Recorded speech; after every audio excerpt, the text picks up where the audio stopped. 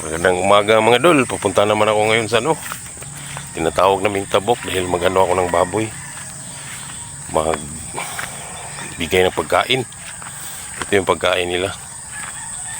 Maganda na ngayon ang panahon dahil maliwalas na. Tingnan mo yung bukid oh. Oh, ang ganda. Dahil tapos na yata tag-ulan dol. Ano na? Mainit na kahapon. Saka maganda na rin yung daanan namin dito. Hindi katulad nung mga nakarang araw. Yan oh.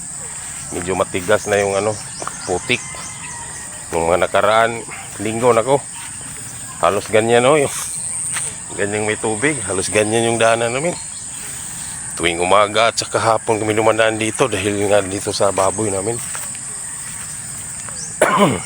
Itong katabing palayan dito doon, hindi ito nataniman dahil yung may-ari nito malayo.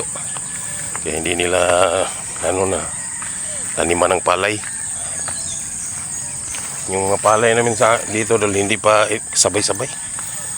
Yung amin dito doon malapit na yun mamunga. Ano yun itinanim eh? December 28 yun itinanim. Kaya ilang mga isang linggo na lang mamunga na yun. Malapit na ako dito sa ilog. Ilog yung sapa namin dito na.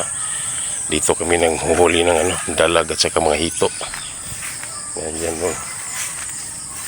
Malinaw na masyado yung tubig dahil ano na yung panahon eh. Yan oh.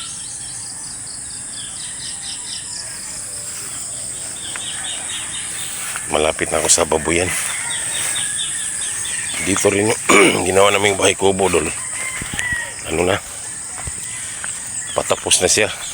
May bubong na siya at saka dingding. Wala pa nga lang siyang yung saingan.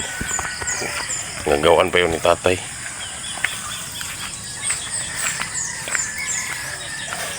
Ang binubong namin lang. Hiro kasi manong rito maraming puno. Tsaka maraming manok. Pagka nipang ibubong namin, iniisip namin madali lang mabutas. Kaya yan oh. Dulo. Tapos na to paikot. Dito lagyan namin ito dito ng mga upuan na yung higaan ba, pahingahan. Yan, nilagyan na pala ni tatay ng bintana. Ito yung bintana niya. Hindi kasi ito nalagyan nung huling namin, nakalimutan. Yan. Ito naman yung pinto. Kaya ito ginawa doon dahil sa baboy ni tatay. Ito yung baboy ni tatay. Malapitan kasi ito mga anak. Sa Marso mga anak ito. Itong buwan na ito mga anak nito. Sa katapusan. Kaya ginawa itong kubo.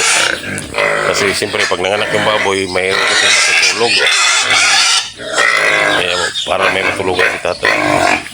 Ito naman yung sa amin. Malaki na. Ang buwan na sa amin yung 6.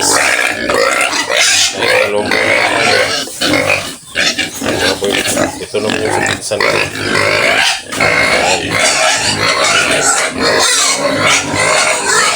Tatlo rin sa kanya. Ito rin yung sa isa kong pinsan. Ano rin to? Buntis na rin to. Marami pang kawayan dito. Yun. Gagamitin pa to doon paggawa ng ng tawag ko dito. Kusina. Maraming bunga ng dito doon. Miracle fruits. Miracle fruits. Ito bahay na to dol. Kilano yan, Tio Iking at saka Tia Pina. Sa ngayon wala nang nakatira rito kasi yung dalawang anak niya nandoon na sa kalsada tumira eh. Kaya wala nang tao dyan.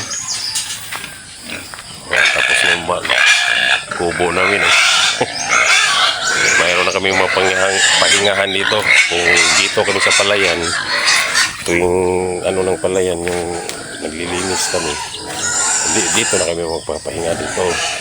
Pag nagawan ko na ito ng ano, kasi diyan na kami nagpapahinga pagka galing kami palayan. Katulad ngayon, pag mag-spray ka ng palayan, pagtingani kasi rito dahil maraming tao rito, kaya kailangan ng ano, masisilungan rin. Yung tinanim ng pinsan ko ng mga kamote, oh, nabuhay na yun. Pinakain niya yan sa baboy yung ano niya, tapos yung ano, itinanim niya. Okay, Lord, maraming salamat.